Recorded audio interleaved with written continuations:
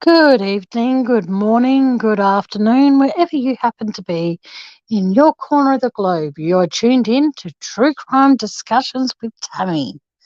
Now, yesterday or the day before, I was talking about the girls who went missing from the Adelaide Oval during a football match back in, I think it was 73 that it happened. Now, I was calling her Jodie Gordon. My sincere apologies to everybody that was listening. Her name was actually Kirsty Gordon, not Jodie. I don't know where. I think it was because Jodie is cool was in chat and I was reading her comments, and that's probably what made me think Jodie, Jodie, Jodie. But no, her name was Kirsty Gordon and Joanne Ratcliffe.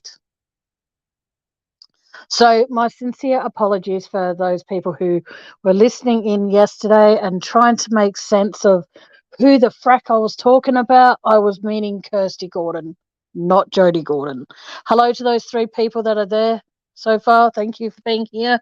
And hello, hello, hello. But no, I would like to, like I said, I got a little bit distracted by yesterday because a dear friend of mine, her puppy dog passed away, and I got a little bit distracted by that. So I would like to rehash what I was talking about yesterday. I would like to talk about how they say that I'm not saying Harry Phibbs had nothing to do with the Beaumonts going missing. I'm not saying that at all. Okay. I'm not saying he's guilty. I'm not saying he's innocent.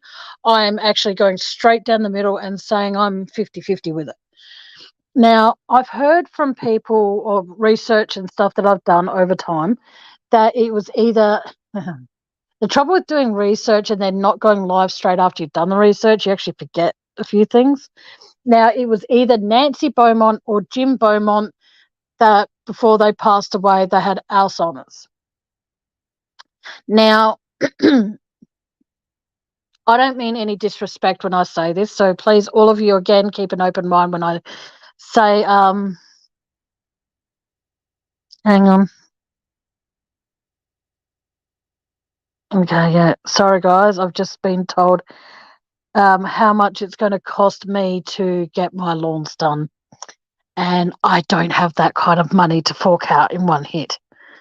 Anywho, as I was saying, it comes down to the fact that what happened is the fact that they were seen. Well, Nancy claims that she gave them shillings to go down to get the bus there and the bus home, and I think it was to get something to eat and then bring that home. I believe that's the way it was. But as they were playing and they went for a swim in the water and all that sort of stuff, and then they came up to Collie Reserve, and then after that they were seen at Wenzel's or Wendy's or a bakery. Okay, Wenzel's bakery. And they bought a bunch of stuff. But the thing is, though, is that they paid with a £1 note. Now, considering how much they actually had to buy because they were meant to bring lunch back for Nancy as well, and all. Hello to the fourth person who's not saying anything. Hello, hello, hello. Oh, wow, there's now 6 people in here that aren't saying anything. I've got to make sure what did I just do? I just find it very, very strange that they're so adamant that it was Harry Phibbs that they were with. But we don't know that. We don't know for absolute certainty that the Beaumont children, Jane, Anna, and Grant, came across Harry Phibbs that day. We don't know. Now, here's the thing that I've always been curious about. Now, considering they thought it was Harry Phibbs because, Jane Beaumont was seen paying for a bunch of things with a £1 note. And what I'm curious about, now this is going to sound like I'm being an idiot, but hey, bear with me because I have thought this through. Did the police ever question Harry Phibbs after the Beaumonts went missing? Did the police ever check Castelloids to see if he was working that day? Yes, it was a week. I think, hang on. I don't actually know the answer to this, so keep in mind. I don't know if his factory would have been closed due to the fact it was Australia Day. I don't actually know the answer to that because I don't know what day it was on January 25th, 1966. So if anyone that's listening in the background, because there's now 4 of you, can one of you please find out? And if you are a friend of mine, please feel free just to message it to me on Messenger if you don't want to write it in here. It's fine. But like I said, did the police do anything to really question him at all after the Beaumont children went missing? And did they do anything to check after the girls Joanne and Kirsty went missing from Adelaide Oval? Was Harry Phibbs ever questioned? And when I say was he ever questioned, I mean like really, really questioned, not like, oh, where were you and blah, blah. And he goes, oh, I was at the race course. And then they just go, oh, okay, fair enough. Sounds fair. And leave it at that. Like also, like I said the other night, they did a search of the Beaumont children's home, but did they ever check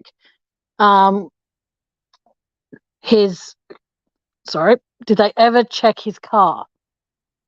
That's what I'm curious about as well. Did Grant, I'll call the dad Grant, Jim, and I'll call the little boy that was of his son, I'll call him Grant, and the grown up, I'll call him Jim. That way we don't get confused.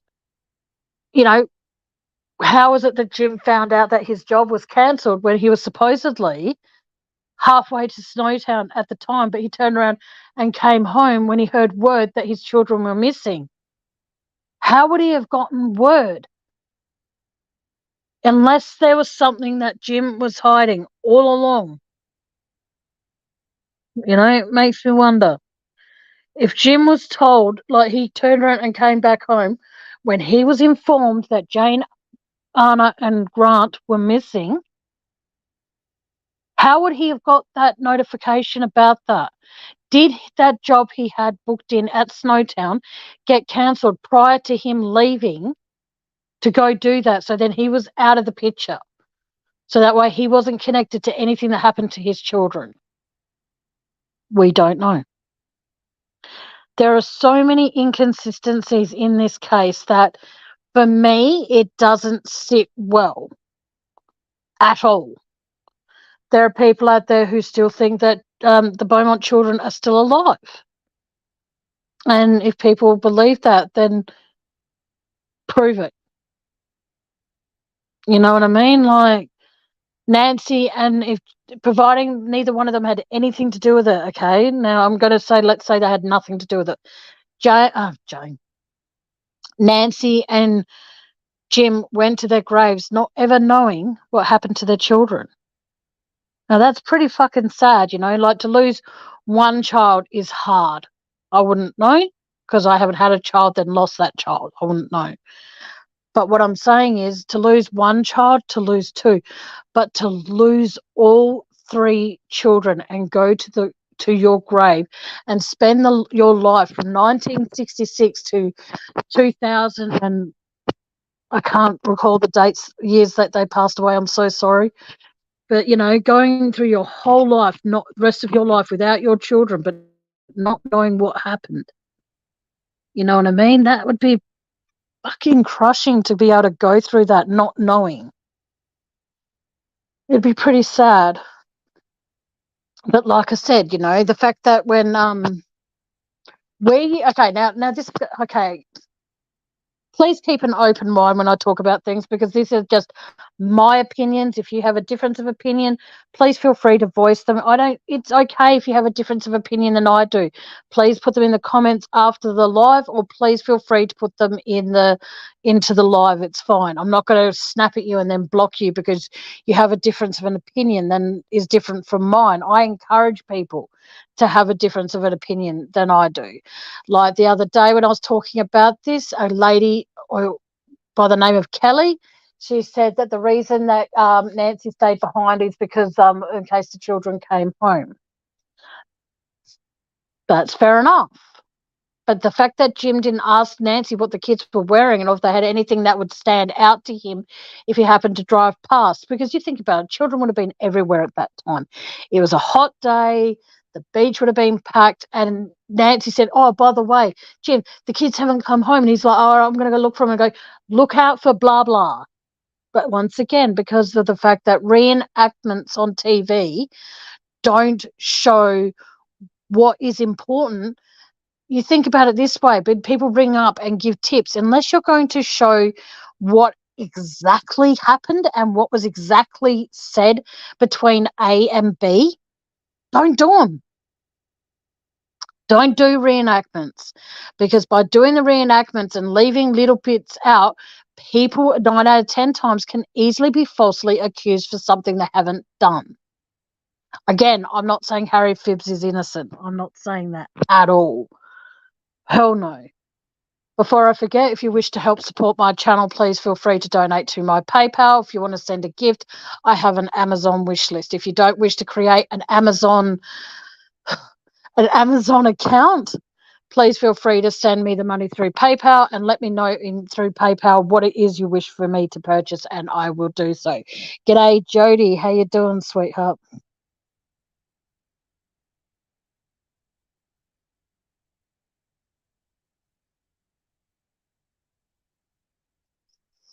Yeah. But see, the thing is, though, like, I think just by not asking what they were wearing, it's just like they could have been wearing something really specific, but I suppose if they were, Nancy would have said something. Yeah, thank you for disagreeing with me, Jody. I appreciate that. I appreciate when people disagree with me. This won't be a very long live tonight, guys, because like I said, I wanted to correct a mistake I made yesterday by calling him Jody Gordon, but it wasn't Jody Gordon. It was actually Kirsty Gordon and Joanne Ratcliffe that went missing from the Adelaide Oval. And yeah, so that's the main reason why I popped on here tonight, to correct my error. But like I said, if there's anyone that would like to be able to, like I said, like Jody's just done, she's voiced her opinion that is somewhat different from mine, and that is completely fine. I encourage that. So I'm going to be going live again in a couple of days' time. I just got to spend the next few days doing some. I've got to make sure that I do a little bit more research before I start talking about the Beaumonts in more detail and stuff. But I'm going to see if I can find on, well, whenever I can get the money together, I want to try and download. Excuse me. Try and download some audio books of the Beaumont children. I want to try and see if I can do that, and that way I can listen to them. But just at the moment, money's way too tight.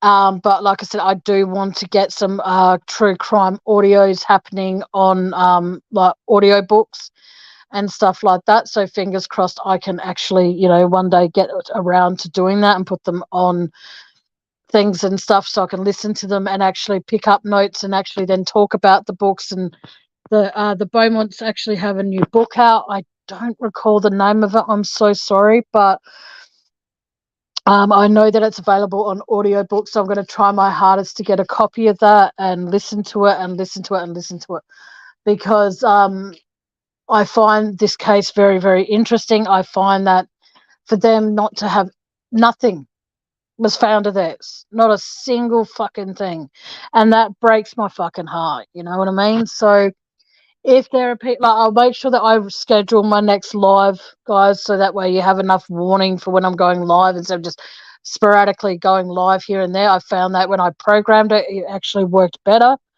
So now that I know that, it's all good in the hood.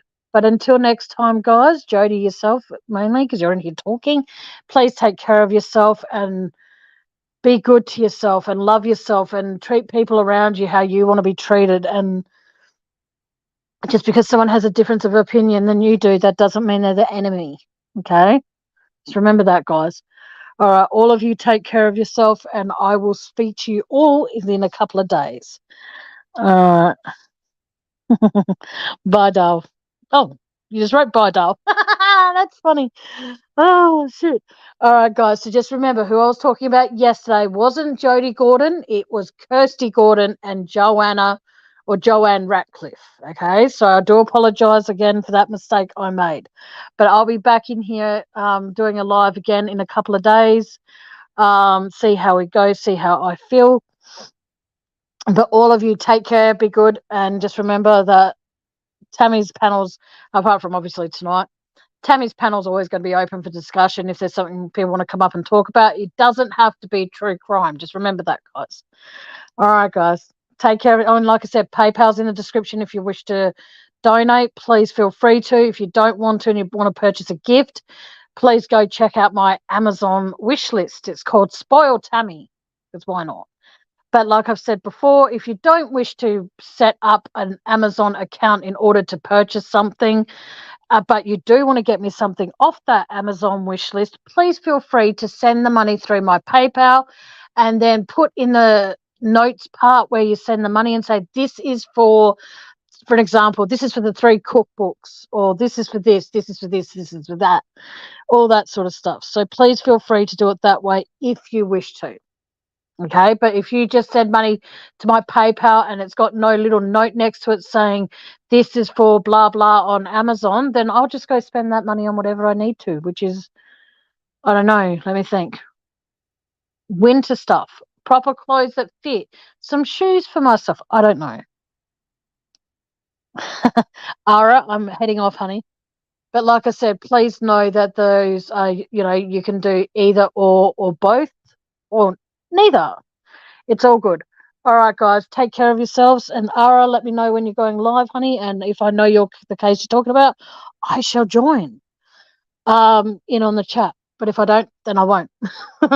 All right, guys, all of you, every single one of you, down to the people that aren't talking, and that's completely fine. Know that you're important. Know that you being here means a lot. All right, I'm sorry, Ara. I'm sorry, Jody, but I've got to go. All right, guys, take care of yourselves and be good to each other.